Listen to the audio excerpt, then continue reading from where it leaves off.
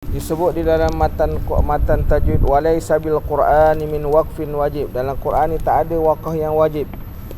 Dia letakkan wakaf lam tu sebagai panduan bagi orang yang tak faham, tak tahu nak berhenti kat mana letakkan.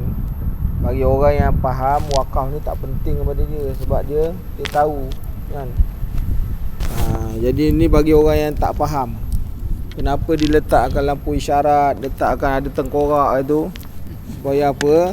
Bagi orang yang tak faham, yang jenis bawa laju je tak ingat-ingat, tu disebabkan dia ada 70, ada 110, supaya orang yang tak faham tengok benda tu. Kalau orang yang dah faham, bawa kat jalan raya, memandu laju tu memudaratkan, turun bukit jangan ditekan minyak, kan? Itulah tujuan dia. Walaysa bil Qur'ani min waqfin wajib, wa ghairahu ma sabab, kecuali dengan sebab-sebab yang tertentu, maka wakaf tu boleh ni kan. Sebenarnya tak ada yang wajib pada itu, yang menegah, tak ada masalah. Okey.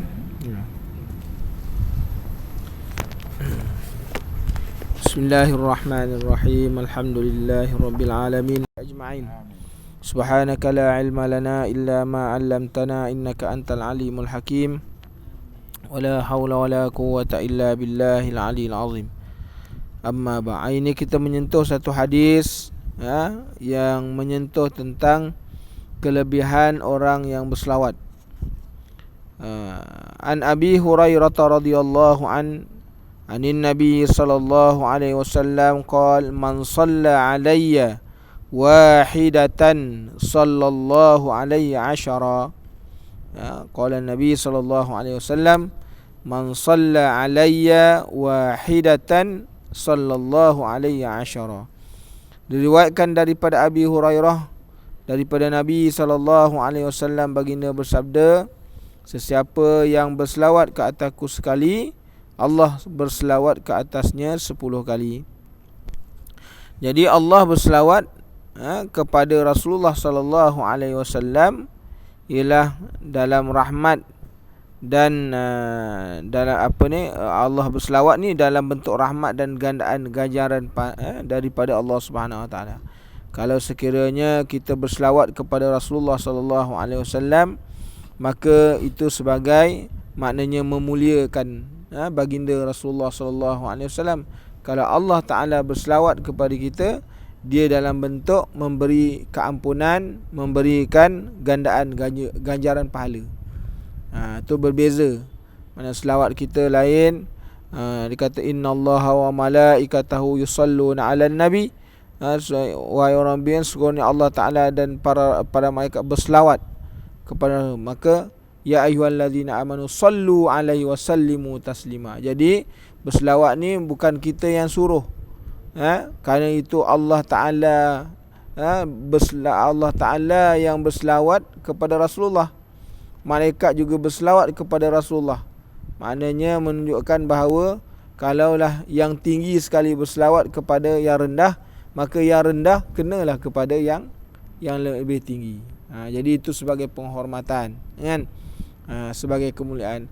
Disebutkan oleh Abu Hurairah, maka orang yang tidak berselawat kepada Rasulullah sallallahu alaihi wasallam, maka besok di akhirat dia akan sesat. Dia akan disesatkan oleh Allah Taala. Maknanya tak jumpa jalan.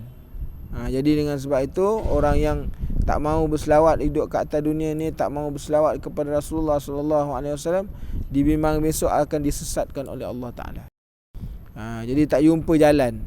Jadi dengan sebab itu, kita dekat atas dunia ni, maka rajin-rajinkanlah berselawat kepada baginda Rasulullah sallallahu alaihi wasallam sebagai tanda cinta. Kerana orang yang berselawat, setiap kali dia berselawat, maka selawatnya terus sampai kepada Rasulullah sallallahu alaihi wasallam. Mana hari ni kalau kita berselawat di sini, ada malaikat yang diperintahkan oleh Allah Taala yang khusus, dia menjaga untuk menyampaikan selawat dia. Ada malaikat yang dijadikan oleh Allah Taala untuk sampai ke selawat kepada baginda Rasulullah sallallahu alaihi wasallam. Sampaikan, ni kalau hari ini ada orang berselawat di sini, terus sampai kepada Rasulullah. Maka malaikat kata, ya wahai Rasulullah, ni Fulan bin Fulan daripada Masjid Al-Azim sekarang ni berselawat kepada engkau, maka terus diterima selawatnya. Maknanya secara direct, kan? Tak ada satu ibadat yang begitu. Inilah hebatnya, kerana para sahabat ada yang berselawat sepanjang hidup dia berselawat. Ada para sahabat yang dia bertawaf, dia tak baca yang lain melainkan berselawat kepada baginda Rasulullah sallallahu alaihi wasallam. Kerana ada satu riwayat menceritakan bahawa ada seorang penduduk daripada Baghdad. Dia ni dalam permusafiran dengan ayah dia nak pergi menunaikan haji, nak menunaikan umrah. Maka ketika mana dalam permusafiran dia, ayah dia meninggal dunia, kan? Maka ayah dia meninggal dunia, maka ayah dia waktu meninggal dunia berubah jasad dia berubah menjadi binatang, kan? Menjadi binatang. Kemudian ketika mana nak dikebumi, kan, nak dikapan, maka wajah dia tu berubah balik, kan? Jadi orang pun tanya sebab apa jadi nak maksiat. Tetapi satu amalan dia tidak pernah meninggalkan selawat kepada baginda Rasulullah sallallahu alaihi wasallam. Jadi dengan sebab itu Rasulullah memberi syafaat kepada dia waktu dia meninggal dunia tu. Anaknya bermimpi ayah dia berubah jadi wajah yang begitu cantik. Sebab apa? Kerana selawat bagi baginda Rasulullah sallallahu alaihi wasallam. Dia buat maksiat kat atas dunia, kan? Tapi dia ni satu amalan ni tak pernah tinggalkan selawat. Jadi anak dia bila tengok bapak dia jadi begitu, maka bila dia sampai ke Baitullah, maka dia tidak membaca yang lain melainkan setiap pusingan dia berselawat kepada baginda Rasulullah sallallahu alaihi wasallam. Ini satu kisah yang kita kena ambil iktibar, kan? Ada amalan-amalan kerana Rasulullah ni dia ada syafaat yang khusus. Dia boleh memberi syafaat bagi orang yang berdosa, makna dia boleh lepaskan, kan? Jadi dengan sebab itu rajin-rajinlah hidup dekat atas dunia, berselawat kepada baginda Rasulullah sallallahu alaihi wasallam, sehingga baginda mengatakan orang yang bakhil, sebakhil-bakhil manusia ialah orang yang apabila disebutkan nama aku, dia tak berselawat kepada aku. Makna kalau sekiranya dia bakhil dengan sebab harta, dengan sebab dia banyak harta, dia tak bagi pada orang, itu hak dia, kan? Sebab itu mungkin dia punya hak, dia punya harta di sini. Tapi kalau sekiranya orang yang disebutkan nama aku dia tak berselawat, dia bukan bukan mengeluarkan sesuatu, inilah sebakhil-bakhil manusia, dia kata. Maka jangan sebab itu janganlah kita menjadi orang yang bakhil, kan? Ada orang menyangkakan bahawa bakhil itu baik. Sebenarnya bakhil ni adalah sifat yang paling keji di sisi Allah Subhanahu Wa Taala. Sekurang-kurangnya berselawat ni Allahumma salli ala Muhammad.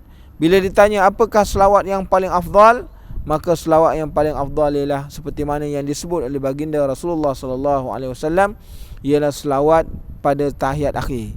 Itu adalah selawat yang paling baik, Jadi kalau orang tanya kepada kita, adakah boleh diletakkan Sayyidina, maka tidak menjadi masalah.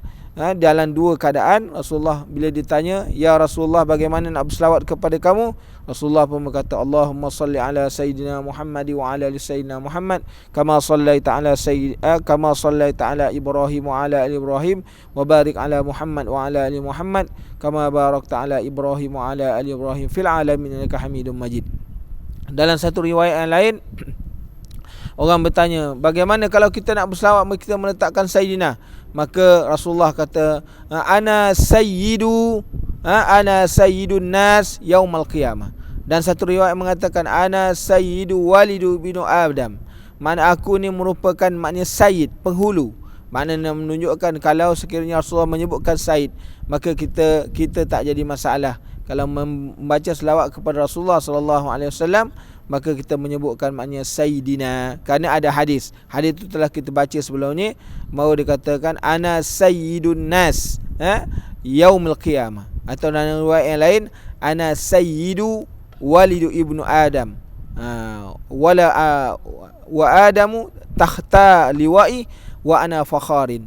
Dan aku ni merupakan maknanya Said mana penghulu kepada anak-anak Adam. Nanti besok dia akan di bawah liwak, di bawah bendera aku, dan aku tidak berbangga dengan yang demikian. Jadi dengan sebab itu maknanya dua-dua boleh. Sekurang-kurangnya Allahumma salli ala Muhammad. Itu paling pendek.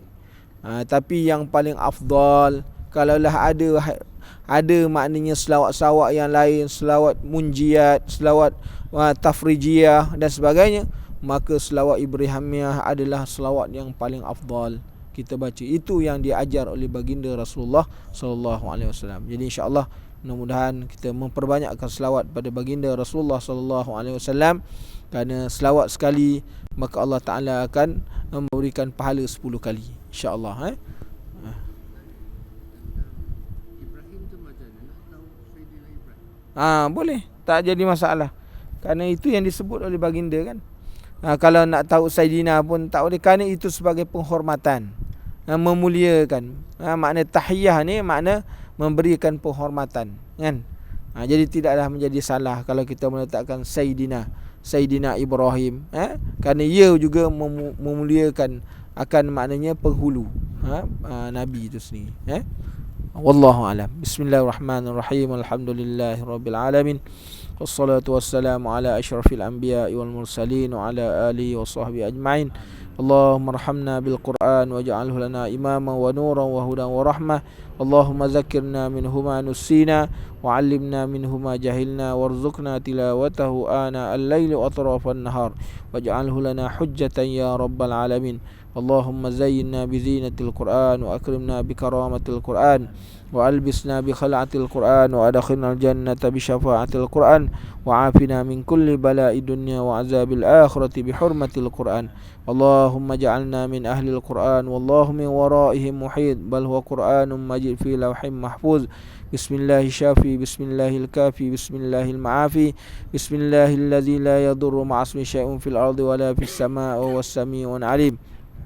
لا إله إلا الله العظيم الحليم لا إله إلا الله ورب العرش العظيم لا إله إلا الله رب السماوات ورب الأرض ورب العرش الكريم لا إله إلا الله والله أكبر الحمد لله وسبحان الله لا حول ولا قوة إلا بالله. اللهم إنا نعوذ بك من الجهد البلاء ودرك الشقاء وسوء القضاء وشماتة الأعداء. اللهم إنا نعوذ بك من الجهد البلاء ودرك الشقاء وسوء القضاء وشماتة الأعداء. اللهم إنا نعوذ بك من الجهد البلاء ودرك الشقاء وسوء القضاء وشماتة الأعداء. ربنا آتنا في الدنيا حسنة وفي الآخرة حسنة وقنا عذاب النار. وصلى الله على سيدنا محمد وعلى آله وصحبه وسلم والحمد لله رب العالمين. بارك الله فيكم. السلام عليكم.